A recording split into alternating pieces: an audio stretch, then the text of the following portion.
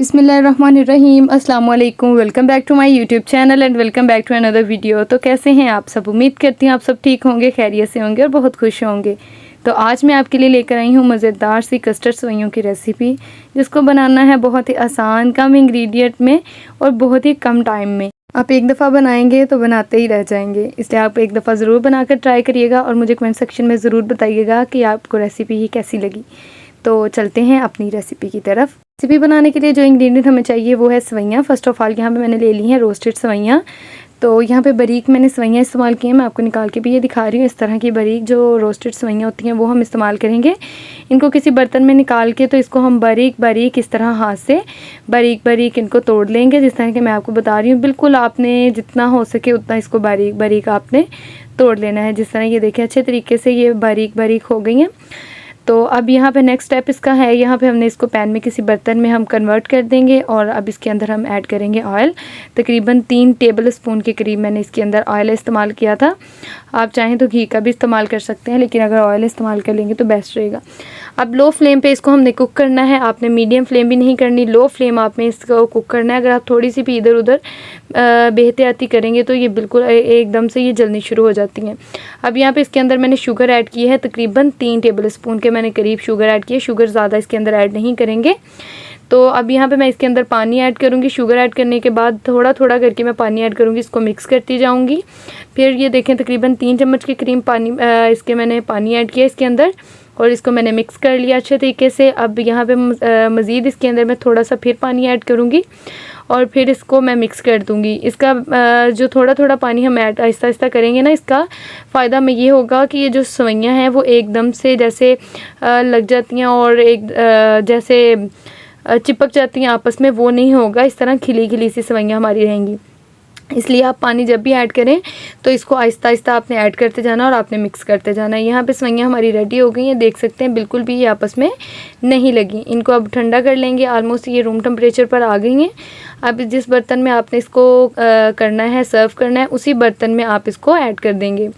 यहाँ पे सेवइयों की हम एक लेयर बना लेंगे। जिस तरह ये देखें, इसको प्रेस करते जाएंगे और ऊपर से सेवइयाँ ऐड करते जाएंगे। ये देखें अच्छे तरीके से सेवइयाँ हमने ऐड कर ली हैं इसके ऊपर। और अब हम नेक्स्ट इसका जो प्रोसीजर है वो सेवइयाँ हम फ्रिज में रख लेंगे और कस्टर्ड हम जो प्यूरी है वो रेडी कर लेंगे। यहाँ पे मैंने दूध ले लिया था तकरीबन 3 कप के करीब। यहाँ पे मेरे पास दूध था नेशनल का। यहाँ पे मैंने वनीला फ्लेवर में कस्टर्ड ले लिया। आप चाहें किसी भी ब्रांड का आप इस्तेमाल कर सकते हैं, मैंगो फ्लेवर भी ले सकते हैं और ब्रांड भी जो आपको अच्छा लगे। यहाँ पे शुगर मैंने ले ली है तकरीबन हाफ़ कप के करीब। यहाँ पे मैंने शुगर का इस्तेमाल किया था, हाफ़ कप से थोड़ी सी ज़्यादा। और इसी दूध में से अब मैंने थोड़ा सा कटोरी में ठंडा दूध निकाल लिया है। दूध आप ठंडा इस्तेमाल करेंगे, गर्म दूध इसमें नहीं जाएगा।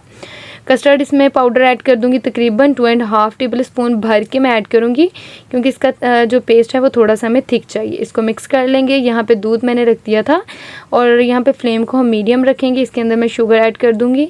इसी स्टेज पे जब दूध ऐड करूंगी और इसको पका लूँगी इसके अंदर। जब इसके अंदर ये देखें हल्के हल्के से बबल्स बनने शुरू हो जाएंगे और आपने इसको साथ साथ चलाते रहना है। तो इसके अंदर शुगर है तो इसलिए आपने इसको मुसलसल चलाते रहना है। अब जो बैटर हमने इसका बना के रखा था कस्टर्ड का, वो इसके अंदर ऐड कर देंगे और इसको फ़ौरन से हम मिक्स करते जाएंगे ताकि इसके अंदर कोई लम्स वगैरह ना बने। अच्छे तरीके से इसको मिक्स कर लिया और आप इसका टेक्सचर भी देख सकते हैं। इस तरह सा हमने रखना है, थिक सा बैटर इसका बना के हम रखेंगे और इसको अच्छे तरीके से मिक्स करेंगे। तब तक इसको पकाएंगे जब तक कि ये जो कस्टर्ड पाउडर है वो अच्छे तरीके से कुक नहीं हो जाता इसके अंदर।